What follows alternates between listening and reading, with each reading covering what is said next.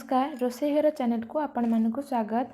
आज मु आपण मानकु निम्ब कड़ी भजार रेसिपी नहीं आसी।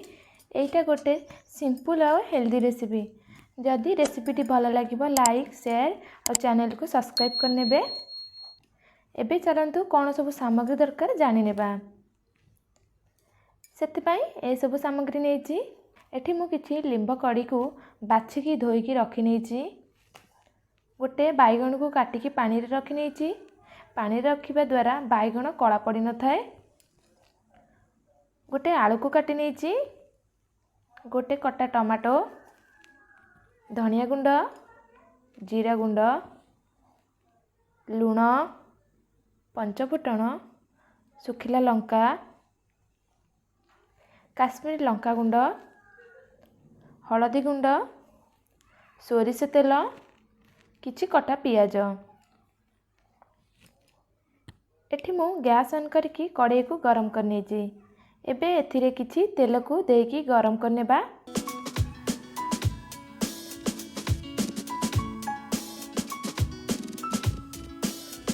एबे एथिरे लिंब कड़ी को किछि समय भाजी नेबा।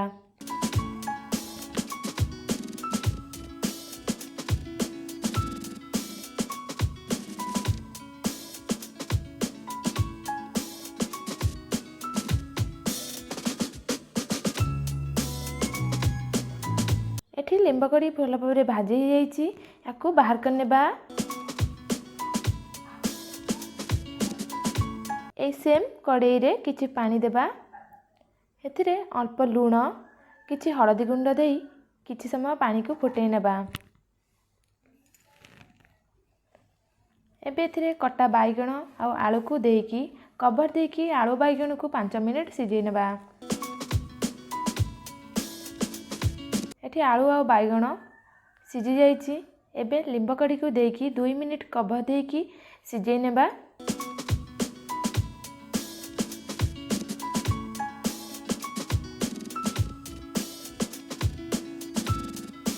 एठी फूल सिझी जाइछि। ए सब को गोटे प्लेट को बाहर करनेबा। एबे ए सेम कड़ाई रे किछि तेल को गरम करनेबा। एबे पंचफुटण, सुखिला लंका और पियाज को भाजी नेबा।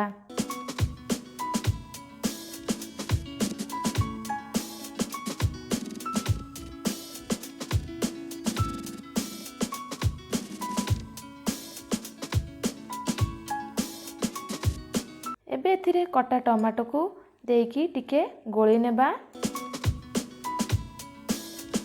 टमाटो सॉफ्ट हेबा पई किछि लूण, हलदी गुंड, लंका गुंड, जीरा गुंड, धनिया गुंड देकी गोली नेबा।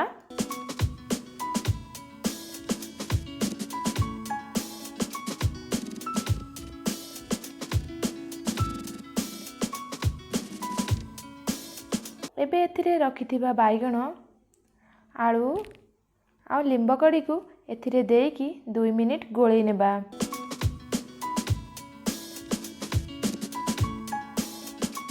एठी तो आमर हेल्दी आउ टेस्टी लिंब कड़ी भजा खाइबा पई रेडी हो गला। याको मु गोटे प्लेट को सर्व करनी। ए सेम प्रोसेस रे घरे ट्राए करंतु।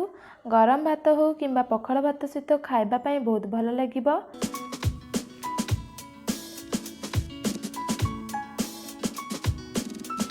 जदि ये रेसिपीटी आपण मानकु भल लागिथिबो ताने चैनल को सब्सक्राइब करि नेबे। रहुची धन्यवाद।